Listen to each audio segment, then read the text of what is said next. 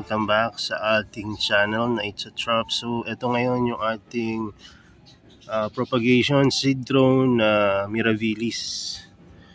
So inros ko lang rin siya sa kapwa niya Mirabilis na hybrid, no? So ito yung naging resulta nga. At ilang beses na rin natin to na i-feature dito sa ating channel. Pero may napansin lang ako ngayon na medyo pagkakaiba-iba ng mga tumuvong seeds, no? So ito nga yung mga maraming interesado, yung parang patsi-patsi or speckled na Mirabilis. Ayan. So yan nga, oh. Kala ko kasi pare-parehas yung tutubo. Isang stock lang kasi yan eh. So ayan. Siguro dahil iba't ibang time ko sila na i-pollinate. Ganun ba yan? Naman, hindi naman ako ganun kagaling pagdating sa mga nepenthes, di ba? So, may mga patsi-patsi, mayroon ding purong purong green. Tapos ito, yung usual na ma-red ng kaunti. Kung nakikita nyo dyan. Ayan o. So, walang masyadong patsi yung iba dyan. Parang ganito lang. Ayan o. Ay, sorry. Taasan ko yung exposure ba. So, ayan. Kasi iba green na. Tsaka, yun nga, may mga patches. Speckled na tawag ng iba. Kailangan siguro mag-focus na rin ako sa nepenthes, no? Para alam na natin yung mga tawag. May mga nepenthes naman tayo dito. Hindi nga lang ganun ka-rare. Although may mga ilan tayong rare. Hindi tulad ng iba na na-focus sila sa nepenthes. Ang mas focus kasi ako sa mga Venus flytrap. Actually, halo-halo na eh. No? So, kung ano yung madaling alagaan dito, ayun yung siyempre na ayun yung pinagkakaabalahan ko. So, ganyan yung mga iba't ibang characteristic ng mga plants. Kaya ako rin to piniture ngayon dahil latanggalan ko sila ng mga ganyan, mga moss na yan. Moss fern. Kasi nakakaabala na sa growth nila. Doon maganda tignan, di ba? Pagka may fern sa paligid. Pero malalaki kasi yan ng mga fern na yan. So imbis na makatulong, nakakasama na. Dahil ganyan nga yung sitwasyon. So tatanggalin na natin yung mga fern at iniisip ko na rin na alisin sila dito sa tray na to at ilipat sa kanya-kanyang mga planter. Tignan natin kung kakayanin natin gawin yon dahil ewan ko kung gaano karami itong mga mga nepenthes ko na to. So ayan. Pansin ko kasi nung naglipat ako ng ilan, ang bilis lumaki ng mga nailipat ko. So, sa tama lang yung pagkakapaso mo, mabilis silang lalaki. So, ayan, itanggalin ko lang yung mga damo. Panoodin nyo na lang kung gusto nyo pang manood. No? At magbibigay tayo ng konting mga tips sa mga seed drone na mga nepenthes. Kung ano yung mga pwede natin mabigay na tips, no, pagka nag-aalaga tayo ng mga seed drone na mga nepenthes. So ayun yung pinapakita ko lang yung mga bagong tanim at yung mga papaumpisa pa lang. So ayun rin pala yung advantage pagka seed grown ay iba-iba yung traits nila. Although maganda rin naman yung ibang pamamaraan ng propagation. At halimbawa, dahil nga walang masyadong ganito na Mirabilis. Yan, yung mga patsi-patsi, speckled or dotted na mga Mirabilis. No, pwedeng yan, no? Tissue culture, tapos magiging successful, pwede na limang paramihin. Tulad ng halimbawa na itong mga to na nasa bote. Halimbawa, may lumabas na dyan, puti, no, or pink, no, yung puti pala, di ba? Wala pa sigurong, meron na rin pala, no, mas maraming puti kasi itong speckled halos ngayon lang lumabas. Pero tingnan natin kung magpapatuloy yung traits na itong ganitong klaseng mirabilis. So, tingnan nyo nga.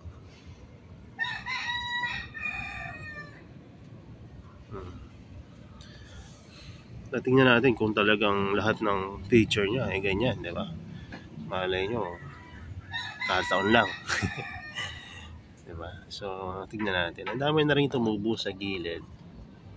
Kaya ko rin naisipan na pakialaman na.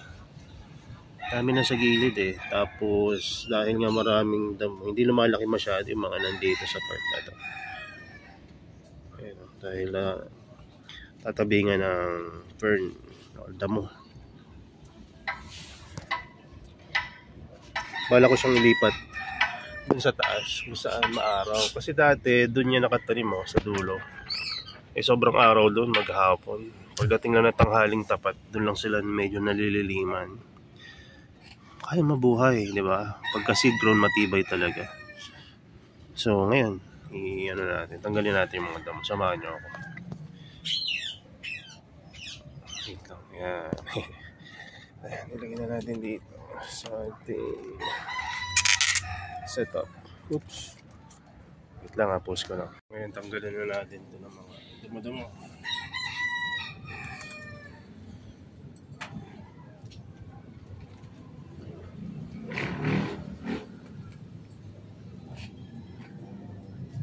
Oops.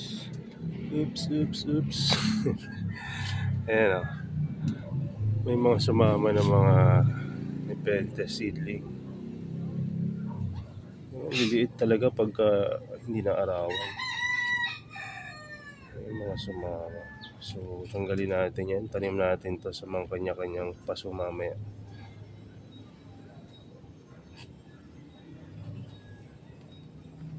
So, yung iba may nanghihingi ng ganito sa akin. May nabili. Hingi daw ng fern. Samantalang dito tubo lang kung saan. Natanong rin sa akin ng DNR yan saan galing yung fern? Sabi ko, tumutubo lang po dito yan. Gusto nyo po kunin nyo. Hindi naman kinuha kasi nga, sabi ko, tumutubo lang Paka-common dito niya.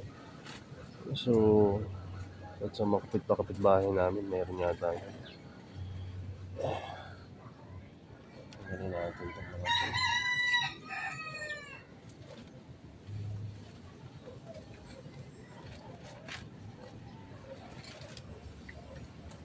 Siguro hindi ko na ito bibidyo lahat kasi masalimuot ang dami So yung mga major mga tatanggalin natin, pakita natin.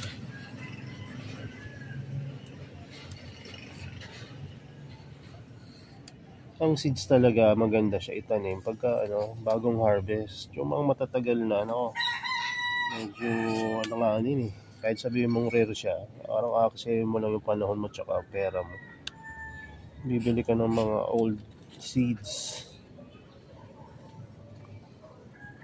So hirap na patubuin pagka mga newly harvested. Okay siya.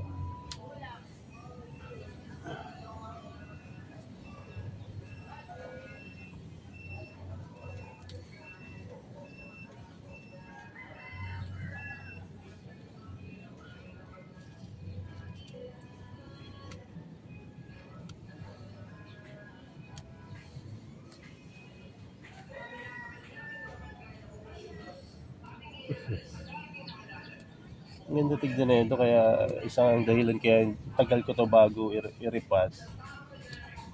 Ang ganda ako sa kanila pagka magkakasama.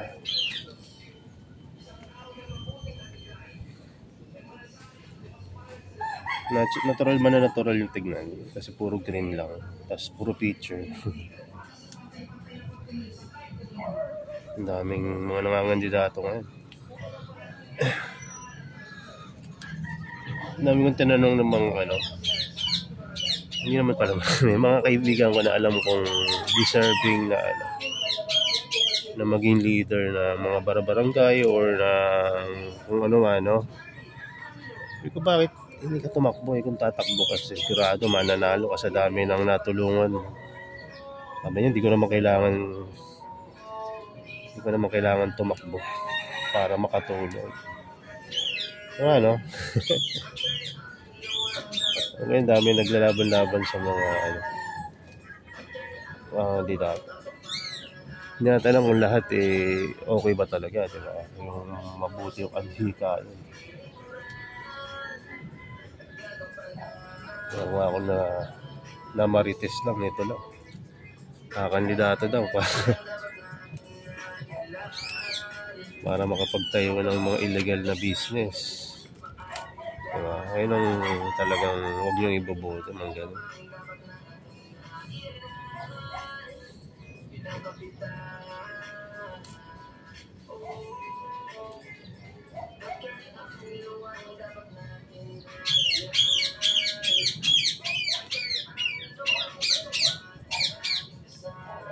Ayun, natanggal.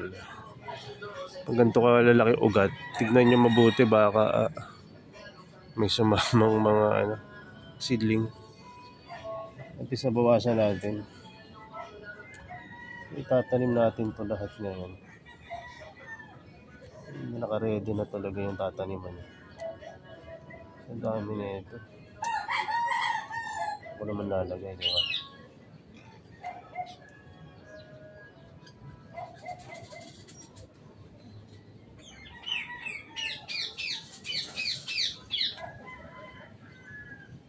Tatanim ko to.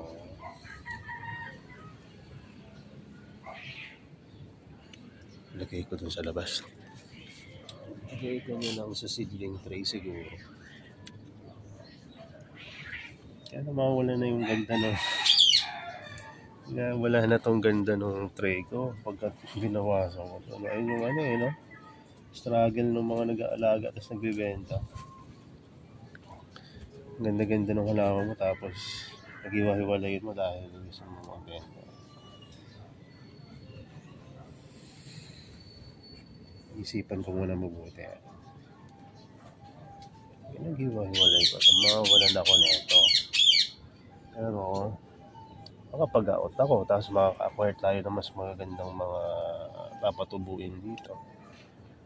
Pwede na rin. No?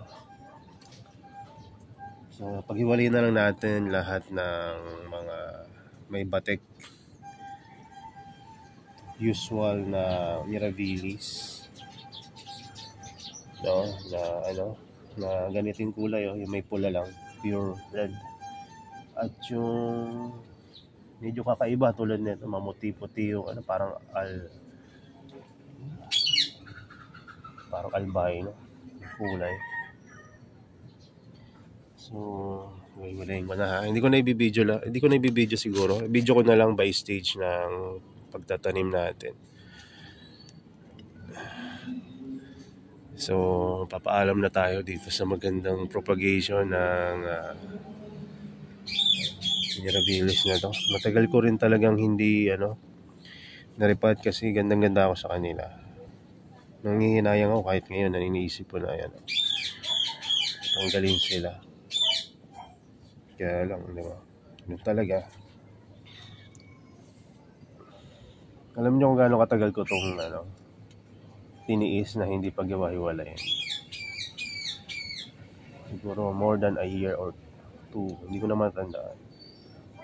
Parang isang taon na mahigit talaga. Literal. Isang taon mahigit. Kaya hindi lumalaki yan dahil nga hindi ko pinaghihiwalayan. Dahil gandang-ganda ako pagka magkakadikit sila. Isa pa, may nakita ako na isang friend ko sa Facebook na nakapag-propagate rin ng ganito. Nung tinanggal niya, mas maraming namatay. No? So, ayun yung isa sa dahilan kung bakit hindi ko sila pinaghihiwalay basta-basta. So, ganun pa man, kailangan natin gawin. Matanggal yung side. Ayan, aray ko. So, tatanggalin ko na. Pasensya na sa delay. At ngayon lang naman matatanggal. So, ito yung isa sa mga pinakamagandang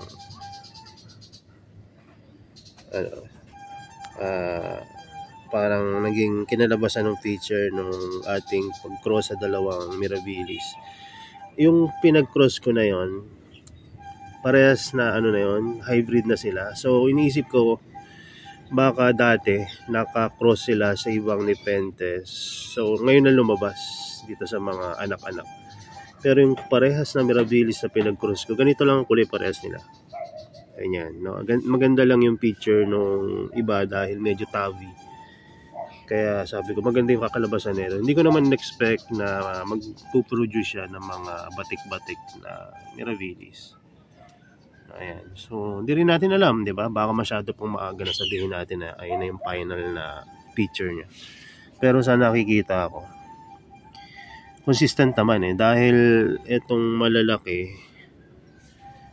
mas malaki pa nga ito, ganyan talaga ang kulay. Pero babalitaan ko kayo kung sakaling magbabago. Malay nyo, di ba? Magbago pa. Para sa akin, ito yung aking mga kauna-unahang mga propagation, no? Sariling propagation through seeds ng Nepenthes. Yung iba hindi na naging successful kasi nga napabayaan natin. Pero soon, no, sana makapag-out tayo na ito. Pagka nakatanim na sila individually sa kanilang mga pot. Nakikita niyo ba itong malaking sako na to? Ito yung gagamitin nating medium na para pagtaniman ng mga sandamakmak na Nepenthes sa taas. At kung isipin niyo, napakabigat na ito, di ba? Pero magaan lang talaga to. No, isang kamay lang. Siguro ilang kilo lang to. Wala pa sigurong 10, mga 5, 6 na kilo. Or baka less pa nga Mabigat lang siya kasi pagka nabasa. So pagka ganito pa, yung hawakan ng isang kamay lang. Yung hawakan ng isang kamay lang, tapos buhatin. So dito natin tatanim yung mga Nepenthes natin na tatanggalin dyan. So buti na lang nakita pa natin yung mga lumang mga seedling tray. Kaya buti na lang may magagamit pa tayo. Tibay rin ito, biruin mo, ilang taong ko lang di nagamit to. Mga 3 taon na to dito. At nabibilad sila na arawan. Ganun pa rin yung kanilang quality. Ang beses na itong nagamit. Kasi itong maliliit, matitibay. Ang gusto ko pang bumili ng mga ganito. Mas matibay pa sa mga paso na binibili natin. Kung hindi mo naman ipang ship, di ba? Ganda siya. So, tanim na natin dito yung mga gagamitin natin. Iniisip ko, iisa-isahin ko yung malalaki. Kaya lang parang hindi magandang idea yon. Kasi tinry ko pa lang, parang mapupunit na yung mga dito, yung mga picture nila, mga leaves nila. Dahil hindi pa naman ganun kalalaki, di ba? So, kaya ang gagawin ko na lang, mag-umpisa ako kung saan doon madaling tanggalin. So, nilabas ko itong mas maliit na tray para ko dito ko lalagay maliliit at yung medyo mas malaki doon natin lalagay sa bigger tray, which is ito. At yung malalaki na talaga, ilagay na natin yan sa mga hanging pot. No? So, para may out na or palaki. Isa pang inisip ko rin, dami kong inisip, no? Ibang option, baklasin ko na lang tong tray, sirain. Pero kung sisirain ko, bukod sa sayang, nagkakahalaga kasi ito ng around 40 pesos, mahigit. Mura lang naman, di ba, kumpara sa isang seedling ng Nepenthes. Pero kikita doon yung katipiran natin. Nagiging makunat. No, pero tingin ko mas okay pa rin na simulan natin dito. Kasi pagka inumpisahan natin yan at sakaling mapagod tayo, natanggal na natin yung 1/4 na bahagi ng mga seeds, mapapanatili natin na okay yung matitira. Hindi yung bubuklatin natin lahat, hindi naman natin matatapos ng buong araw. Mas hindi maganda yan, di ba? So umpisahan na lang natin paunti-unti. At tingnan natin kung ilang araw natin ito matatapos or kung makakaya ba ngayong araw na to. Dahil may mga activities rin ako mamayang gabi dahil na-invite tayong lecture sa isang barangay. Saan ka galing na naman? Yung mga natanim natin pa tayo sa kalahati kasi may binunot na tayo dito. Marami-rami ito. Siguro abutin tayo ng 2 to 3 days sa pag-re-repat. Sana less. Ayan. Inimis ko sila kasi syempre sanay sila sa tabi-tabi. Tapos ngayon lalagay natin sa less humid at mahangin na condition. Layo-layo na sila. Ayan. Miss nyo in between. Lalo na yung mga masyado kasi silang leggy kaya kailangan medyo yung matatanggal yung ugat nila. Ayan o. Diba sa ayan o. Yung mga malalaki na matitibay na yun. Pero itong mga bago kailangan natin tanim yan ng tabi-tabi. Anyway, so ito yung update sa ating mga tinanim. So marami pa tayong tatanim. So medyo ginaganahan na tayo mag-repot. Kanina nag-aalangan pa tayo ilipat to kasi nga nanghihinayang ako. Pero ngayon mukhang kaya ko nang iripat sila lang.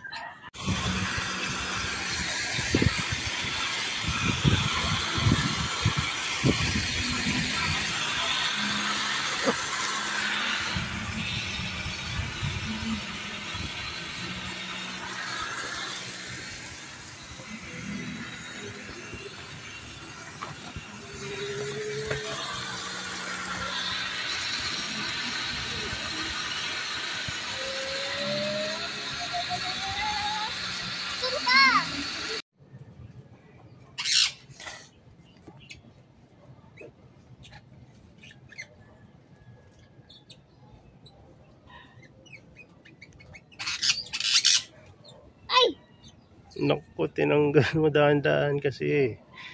Sige na, alisin mo na yan. Ilan ba isa? Huwag na yan, huwag mo nang ano yan. Dahan-dahan ka, magdahan-dahan. Yung maliliit lang kunin mo. Plantot dito. Hindi na mabubuhay yan. So ayan, ito na yung mga naitanim namin ngayong araw na to. Kala ko abuti ng ilang araw eh. Buti na lang tinulungan ako ng anak ko pati ng misis ko. Kaya yan, natapos namin. Kaya diretso na kami sa aming activity mamaya. At buti na lang natapos. Para bukas, ibang nepentes naman yung ililipat natin dito.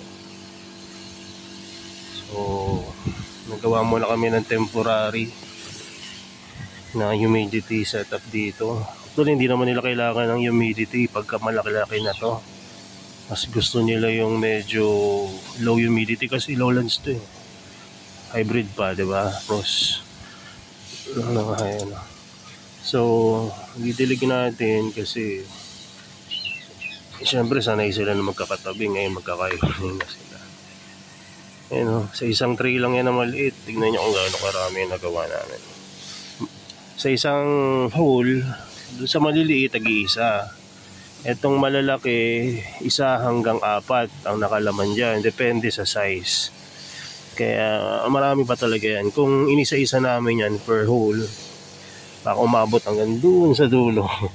Pero dito ngayon, okay na yan. So, hopefully,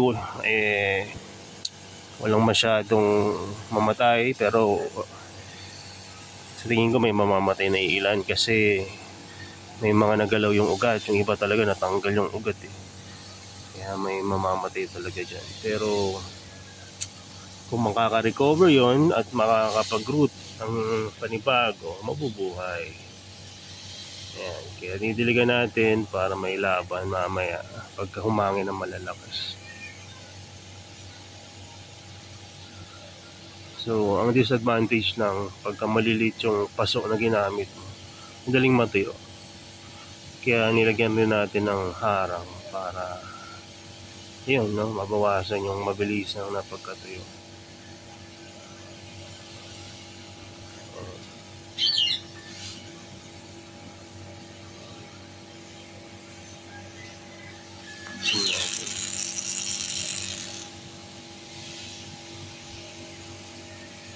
Dami, no? Isang maliit na tray lang yan. Parang pang isang greenhouse niya. Yung supply ng Mirabilis hybrid.